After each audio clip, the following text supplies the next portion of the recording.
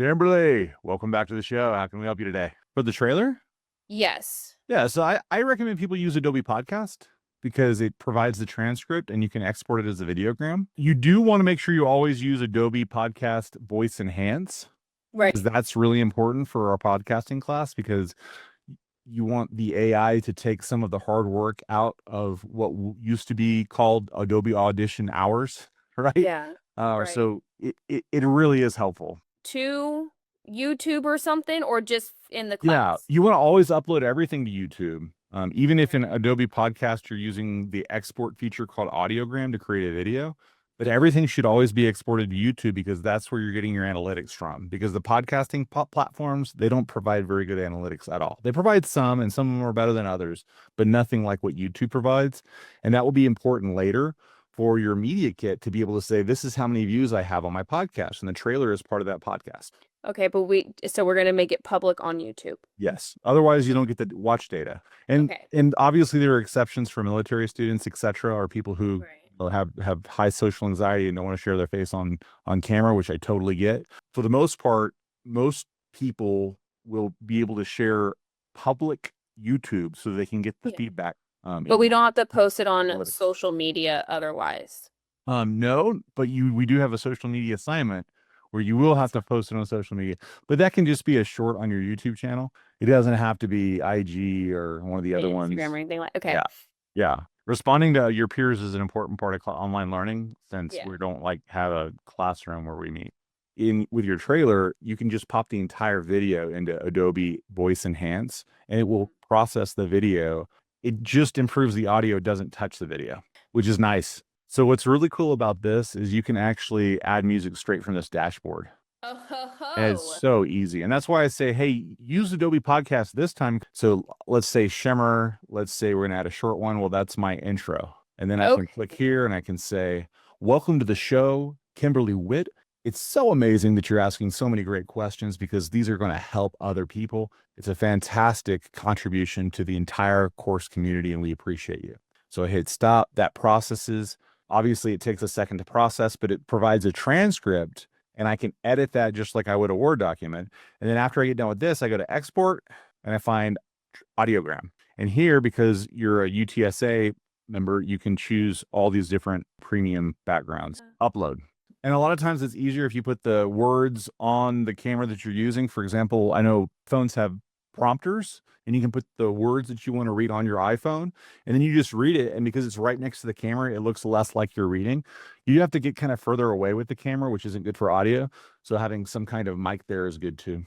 And it's very helpful. And you can do it with your webcam too. Like on my screen right now, I could open up a Google Doc and just put it near my webcam. And then I would just read what I have there. And yeah, my eyes aren't perfect, but the words are what's important here anyway. So no worries. The video with your talking head is so you can promote the podcast and so you can share it on social media and on YouTube with your talking head with your guest. I'm so glad I asked that thing because I didn't know that face was optional. Like I can record and do the audiogram like you said. I didn't know that. Okay. For the trailer, yes. For all the other ones, we really want to see your face. You can make the audio warning. Yeah. For this specific. Yeah. For this particular trailer one, it's a podcast trailer and the audiogram is just the words. Yeah.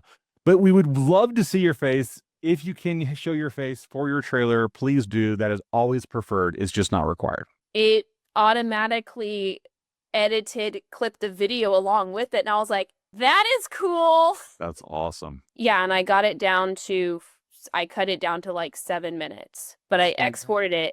And then when I started, it just would cut here. So for the interview assignment, we need the full 20-minute interview. But for episode 1, you will want to have it cut down so that you can use that as your episode 1, where you have half you speaking, half them speaking. And a lot of people do that by putting their half in the front and the back and putting the interview in the center. If I push play. So I learned to love those two, which I never thought size 1080p. 1080p. Fantastic. Sometimes Zoom is 720p, so you're like actually exporting at a higher rate than your original video. Yeah, it automatically did it. Like anytime if I deleted a word, it automatically cut that out. Like so it would just cut to the next part that's talking. Well, that's fantastic. The audience persona didn't even need videos. You're just using the transcripts, so that's fantastic. Right, yeah, and that's what I did it for. I just thought it was really cool that I plugged it in there and the video was there, and I was like, cool. And then anytime I deleted a word or a sentence or something I didn't need, it automatically updated the video for it as well. And that's another thing. You could split up your interview and be like, okay, I'm going to make this 2 separate videos in the recording, and give your interviewee a break and like walk around, get a cup of coffee or whatever, and say, okay, that was our first 10 minutes. Now we're going to do the second 10 minutes. And then you could upload both of them without fear of the 1 gigabyte per file limit, which is nice. When we get to that interview assignment, that has to be through Zoom also, yes?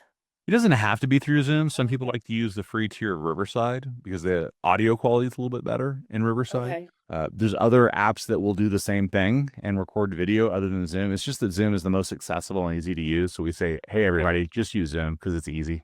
I guess I just didn't know if it would because if someone can do it in person, if it mattered how the video was. Oh, yeah. In that case, I'd shoot at 4K. The problem with that is you're going to have a much larger file size to work with.